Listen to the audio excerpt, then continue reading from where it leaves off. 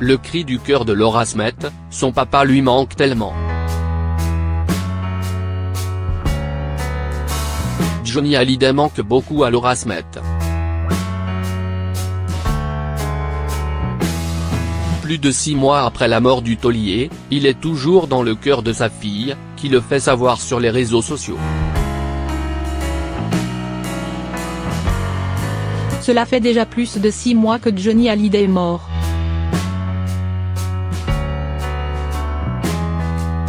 Le rocker, malade d'un cancer du poumon, s'en est allé dans la nuit du 5 juin 2017 dans son domicile de Marne-la-Coquette. Sa disparition a laissé un vide terrible dans le cœur de ses proches. Les premiers à souffrir de cette perte, ce sont bien sûr sa veuve Laetitia, ainsi que ses enfants David, Laura, Jade et Joie. Le taulier n'a jamais quitté l'esprit de sa fille aînée. Ce vendredi 29 juin, elle a posté une photo de son papa jeune, éclatant de rire, ainsi qu'un message déchirant sur Instagram. Tu me manques tellement, peut-on lire, quelques mots sincères accompagnés d'un cœur. Un hommage bouleversant qui a touché les abonnés de la star. Il doit être très fier de toi et de tout ce que tu accomplis, oui, le manque se fait de plus en plus grand. Pour vous, ses enfants, pour nous, ses fans.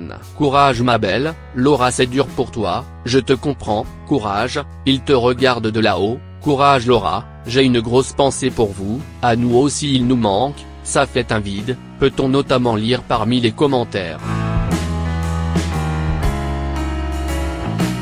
Depuis la mort de Johnny Hallyday, Laura Smet, endeuillée, s'est plongée dans le travail.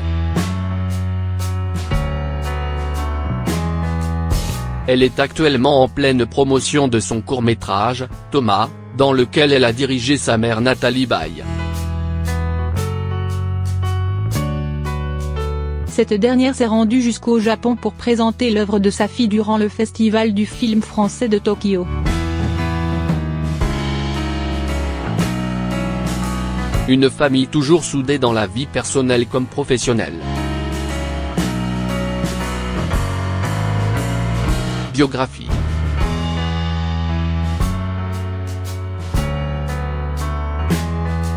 Fille de la comédienne Nathalie Baye et de Johnny Hallyday, Laura Smet, est née le 15 novembre 1983 à Neuilly-sur-Seine.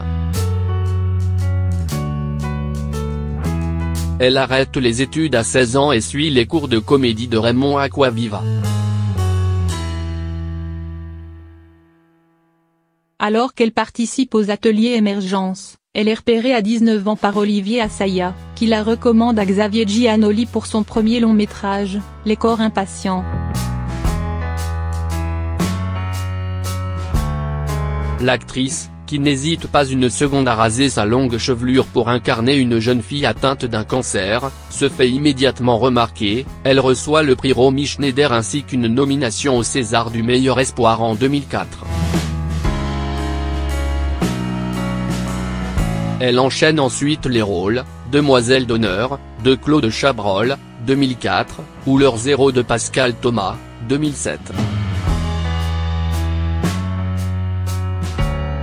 En 2008, choisie pour jouer dans la comédie romantique de Philippe Garrel, La frontière de l'aube, elle se réjouit de ne pas être enfermée dans des rôles sombres.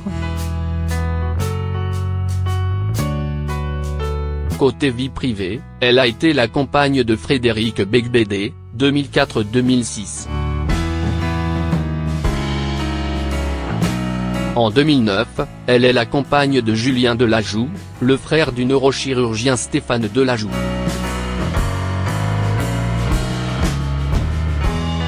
Début juillet 2012, Laura Smet retrouve l'amour au bras du DJ électro Jean-Claude Sindre. Depuis 2013, elle partage la vie d'un jeune homme prénommé Raphaël. Johnny Hallyday manque beaucoup à Laura Smet. Plus de 6 mois après la mort du taulier, il est toujours dans le cœur de sa fille, qui le fait savoir sur les réseaux sociaux.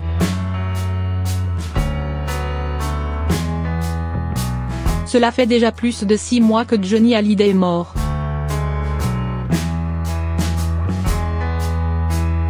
Le rocker, malade d'un cancer du poumon, s'en est allé dans la nuit du 5 juin 2017 dans son domicile de Marne-la-Coquette. Sa disparition a laissé un vide terrible dans le cœur de ses proches. Les premiers à souffrir de cette perte, ce sont bien sûr sa veuve Laetitia, ainsi que ses enfants David, Laura, Jade et Joie. Le taulier n'a jamais quitté l'esprit de sa fille aînée. Ce vendredi 29 juin, elle a posté une photo de son papa jeune, éclatant de rire, ainsi qu'un message déchirant sur Instagram. Tu me manques tellement, peut-on lire, quelques mots sincères accompagnés d'un cœur. Un hommage bouleversant qui a touché les abonnés de la star. Il doit être très fier de toi et de tout ce que tu accomplis. Oui, le manque se fait de plus en plus grand. Pour vous, ses enfants, pour nous, ses fans. Courage ma belle, Laura, c'est dur pour toi, je te comprends, courage, il te regarde de là-haut. Courage Laura, j'ai une grosse pensée pour vous, à nous aussi il nous manque, ça fait un vide, peut-on notamment lire parmi les commentaires.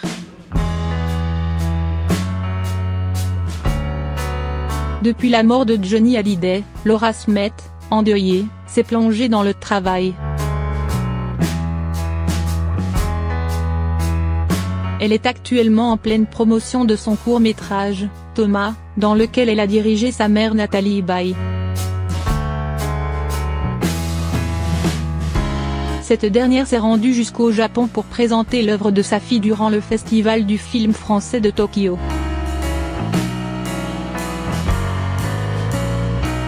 Une famille toujours soudée dans la vie personnelle comme professionnelle. Biographie.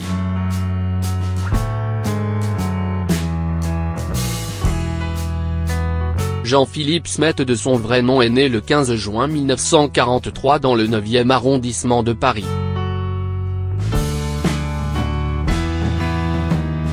Fils unique de Léon Smet et d'Huguette Claire, il est très jeune lorsque ses parents se séparent.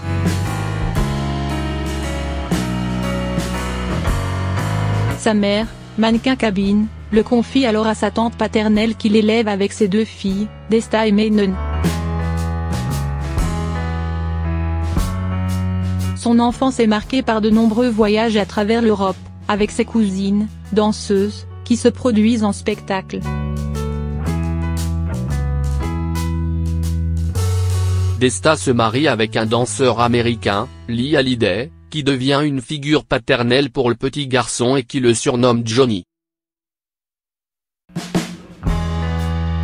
Rattrapé par la fibre artistique familiale, il prend des cours de théâtre, joue du violon puis de la guitare. En 1956, il monte sur scène pour la première fois et assure la première partie du spectacle de Desta et Lee Hallyday à Copenhague.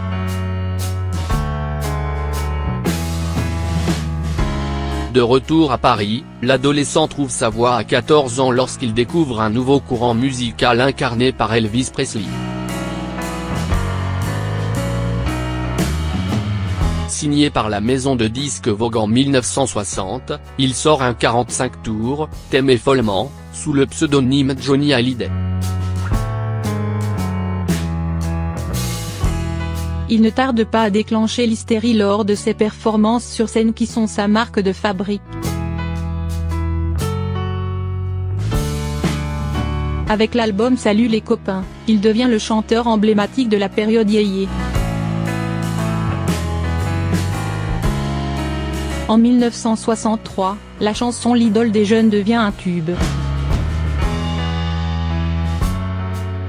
Puis il met sa carrière entre parenthèses pour effectuer son service militaire en Allemagne.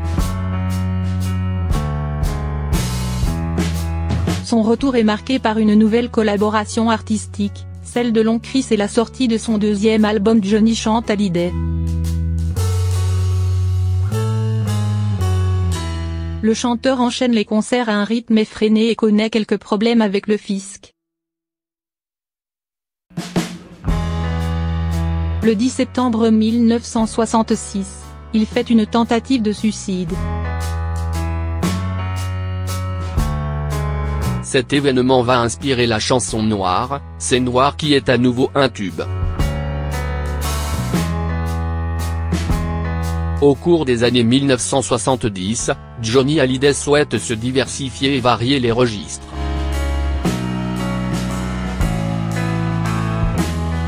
Il collabore avec Philippe Labro qui lui écrit des textes plus engagés et signe 2 albums Vie et Flagrant délit. Puis, le chanteur se lance dans une nouvelle aventure avec le Johnny Circus, spectacle organisé sous chapiteau avec jongleurs et musiciens, mais c'est un échec commercial. Johnny publie ensuite un album de musique country, Country Folk Rock. En 1973, il chante en duo avec Sylvie Vartan, J'ai un problème, qui devient le tube de l'été. En 1975, il enregistre Rock à Memphis puis s'exile aux États-Unis en famille quelques mois. Mais il revient sur le devant de la scène en 1976. À la fin des années 70, les albums et les concerts se suivent mais le chanteur ne renoue pas avec l'énorme succès de ses albums précédents. Dans les années 80, il rencontre Michel Berger qui lui écrit l'album Rock'n'Roll Attitude, quelque chose de Tennessee, chanteur abandonné, qui rencontre un vif succès. Puis Jean-Jacques Goldman lui écrit l'album Gang, sur lequel figure L'Envie, Je te promets, ou Laura qui sont autant de succès et contribuent à donner une nouvelle image du chanteur. L'artiste multiplie les collaborations, participe au Resto du Cœur, et produit des shows de plus en plus spectaculaires. À la fin des années 80, le spectacle Dans la chaleur de Bercy décroche une victoire de la musique de la meilleure prestation musicale. Dans les années 90, il célèbre son 50e anniversaire sur scène le 15 juin 1993 au Parc des Princes. De nombreux artistes le sollicitent et souhaitent travailler avec lui, et notamment Pascal Obispo qui réalise l'album Ce que je suis avec le tube Allumer le feu. En 1999, c'est un énorme succès avec l'album 100%, écrit par David Hallyday. En 2005, il publie son dernier album avec sa maison de disques Universal, Ma Vérité, qui met un terme à plus de 40 années de collaboration. À la fin de la même année, il intègre la maison de disques Warner et publie sous ce nouveau label Le Cœur d'un homme.